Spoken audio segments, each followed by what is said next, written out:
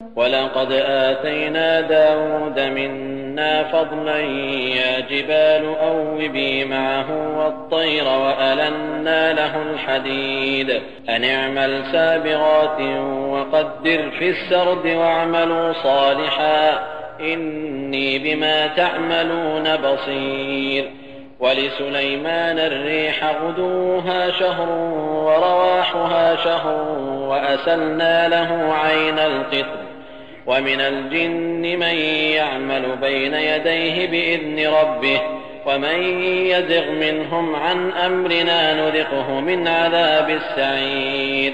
يَعْمَلُونَ لَهُ مَا يَشَاءُ مِن مَّحَارِيبَ وَتَمَاثِيلَ وَجِفَانٍ كَالْجَوَابِ وَقُدُورٍ رَّاسِيَاتٍ اعْمَلُوا آلَ دَاوُودَ شُكْرًا وَقَلِيلٌ مِّنْ عِبَادِيَ الشَّكُورُ.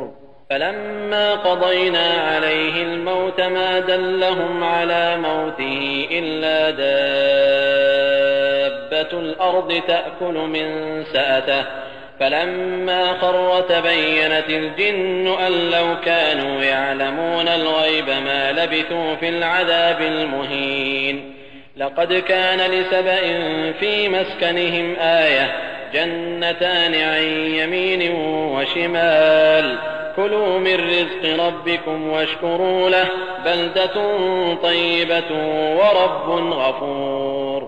فَأَعْرَضُوا فَأَرْسَلْنَا عَلَيْهِمْ سَيْلَ الْعَرِمِ وَبَدَّلْنَاهُم بِجَنَّتَيْهِمْ جَنَّتَيْنِ ذَوَاتَيْ أُكُلٍ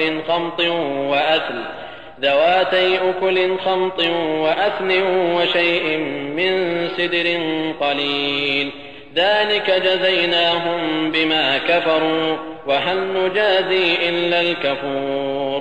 وَجَعَلْنَا بَيْنَهُمْ وَبَيْنَ الْقُرَى الَّتِي بَارَكْنَا فِيهَا قُرًى ظَاهِرَةً وَقَدَّرْنَا فِيهَا السَّيْرَ سِيرُوا فِيهَا لَيَالِيَ وَأَيَّامًا آمِنِينَ.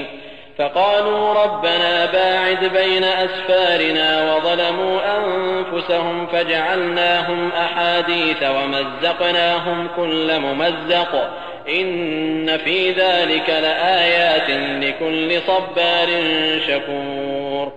وَلَقَدْ صَدَّقَ عَلَيْهِمْ إِبْلِيسُ ظَنَّهُ فَاتَّبَعُوهُ إِلَّا فَرِيقًا مِّنَ الْمُؤْمِنِينَ وَمَا كَانَ لَهُ عَلَيْهِم مِّن سُلْطَانٍ إِلَّا لِنَعْلَمَ مَن يُؤْمِنُ بِالْآخِرَةِ مِمَّنْ هُوَ مِنْهَا فِي شَكٍّ وَرَبُّكَ عَلَى كُلِّ شَيْءٍ حَفِيظٌ. आम्ही पैगंबर दाऊद यांना आपल्यातर्फे मोठी श्रेष्ठता प्रदान केली होती. आम्ही पर्वतांना आदेश दिला होता की तुम्हीही दाऊदच्या स्वरात स्वर मिसळून अल्लाहची स्तुती, प्रशंसा आणि त्याचं गुणगान करा, आणि पक्ष्यांनाही हाच आदेश दिला होता. आणि आम्ही दाऊद यांच्याकरता लोखंडालाही नरम केलं होतं. आम्ही हा देखील आदेश दिला होता की लढाईत बचावाकरता चिलखतं म्हणजे कवच बनवा, साखळ्यांच्या कड्या ठीक ठीक अनुमानानं जोडा आणि सत्कर्म करीत राहा. तुम्ही जे काही कर्म करता ते मी चांगलं पाहत आहे. आणि आम्ही वेगानं वाहणाऱ्या वाऱ्याला सुलेमानच्या ताब्यात दिलं होतं. 1 महिन्याच्या मार्गाला हवाई प्रवासात सकाळच्या थोड्या वेळात पूर्ण करून घेत आणि 1 महिन्याच्या परतीचं उड्डाण संध्याकाळच्या थोड्याशा वेळात पूर्ण करून घेत. आम्ही सुलेमान करता तांब्या पितळ्याचे झरे वाहवले आणि त्याच्या पालनकर्त्याच्या आदेशानं जिन्न देखील सुलेमान यांच्या ताब्यात राहून गुलामी करीत. जर जिन्नांपैकी कोणीही आमच्या आदेशाची अवज्ञा करीत असेल तर आम्ही त्याला जाळून भस्म करीत असू.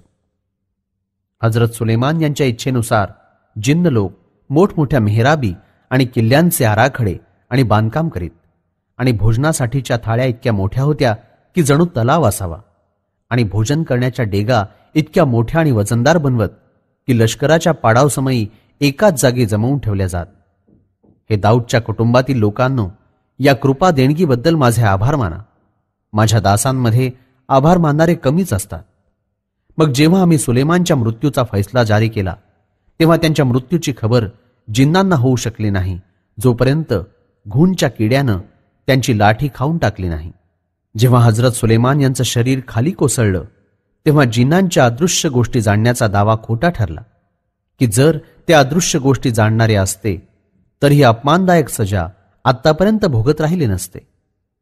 सबा देशवासी करता त्यांच्या निवासस्थानांच्या दोन्ही बाजूला डावीकडे उजवीकडे हिरव्यागार बगीच्यामध्ये त्यांच्यासाठी आमचं निशाण प्रत्येक जागी मौजूद होतं. आम्ही हा आदेश दिला की आपल्या पालनकर्त्यानं दिलेलं खा आणि प्या आणि त्याचे आभार मानत जा. साफसुथरं पवित्र शहर प्राप्त करून माफ करणाऱ्या पालनकर्त्याला विसरू नका. जेव्हा आमच्या फरमानाला त्यांनी ध्यानात घेतलं नाही तेव्हा आम्ही त्यांच्यावर जोरदार पाण्याचा महापूर सोडला आणि त्यांच्या उजव्या डाव्या बाजूच्या बगीच्यांना उजाड करून टाकलं. मग त्या बागांमध्ये कडू आणि बेचव फळं, काही बोरी आणि काही जंगली झाडाझुडपांशिवाय काहीच राहिलं नाही. आणि अशा आभार न मानणाऱ्या लोकांना आमच्यातर्फे ही सजा मिळालीच पाहिजे होती. हे फळ होतं त्यांच्या नाशुक्रेपणाचं. आभार न मानणाऱ्या कृतज्ञ लोकांशिवाय अशा प्रकारे कोणत्याही जमातीला आम्ही उजाड करीत नाही. समृद्ध संपन्न बरकतीच्या वस्त्या आणि त्यांच्या दरम्यान आम्ही लहान लहान गावं वसवली होती, जी दूरूनच स्पष्ट दिसून येत आणि त्यात प्रवासाचं अंतर एका अनुमानानं राखलं होतं. रात्रंदिवस भीतीविना मजेनं प्रवास करीत जा.